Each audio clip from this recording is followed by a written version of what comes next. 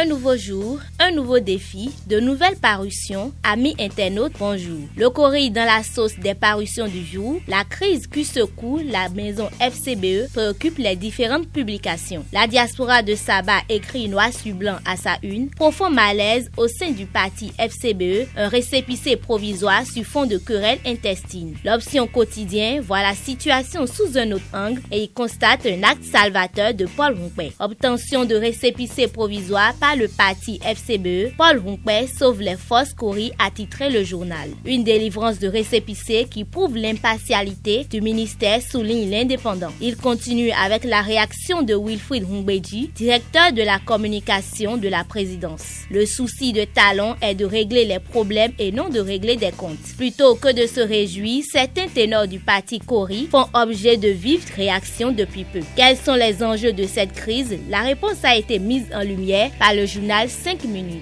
La question constitue un os dans la gorge du quotidien Soleil Levant qui se demande: division dans le parti de Yahi à cause de récépissé. Enfin, que veulent les FCBE? Une chose et son contraire. De toutes les façons, le président Yahi est appelé à siffler la fin. Matin Libre s'est préoccupé de cet appel en ces termes: rejeter ou accepter le récépissé provisoire, Yahi la cour arbitrale des FCBE. De mouvement, il y en a également dans l'UDBN de l'honorable Claudine Prudencio. L'Audace Info confie que dans l'optique d'une synergie dans l'action, gage de haut succès des grands leaders politiques, Stanislas Lima réintègre l'UDBN de Prudencio. Direction Ouida, ville historique du Bénin avec l'Indépendant. Dans la quête d'une réhabilitation, les chefs d'arrondissement veulent piéger le préfet Kodia. Le social est également au cœur des parutions du jour. Soleil Levant jette les projecteurs sur le projet en gestation du maire de la commune d'Abomey-Calavi, Georges Bada, face aux problèmes d'inondation. Inondation dans la commune d'Abomey-Calavi, le maire Bada bientôt dans les rues avec de lourds engins. La bonne nouvelle annoncée par le journal est que ces engins sont déjà acquis et dans les tout prochains jours, les autorités vont les envoyer dans les rues pour la phase opérationnelle du projet. Toujours dans le social, le Challenge nous informe qu'à l'occasion de la rentrée scolaire 2019-2020, la Fondation Claudine Talon assiste plus de 8000 familles dans le Mono et le Koufou. Pendant ce temps, la deuxième édition du sommet africain des startups s'annonce à grands pas. À en croire Soleil Levant, le gouvernement envoie une délégation de 12 startups béninois à Tunis. Il s'agira pour ces derniers de rencontrer et interagir avec leurs pairs africains, présenter leurs innovations entrepreneuriales, a laissé lire le journal. Drame dans un centre de santé pour défaut de prise en charge par le personnel médical au CHD Goro. Un garçon de 2 ans perd la vie, a notifié l'accroche. L'information a été confirmée par Soleil Levant. Le journal précise que les parents de l'enfant ont exprimé leur indignation envers les agents de ce centre hospitalier. On reste avec Soleil Levant, lutte contre l'insécurité dans le zoo, un malfrat très craint des populations neutralisées par le commissaire de l'Issa Zoumé. Fin de cette randonnée informative, à demain.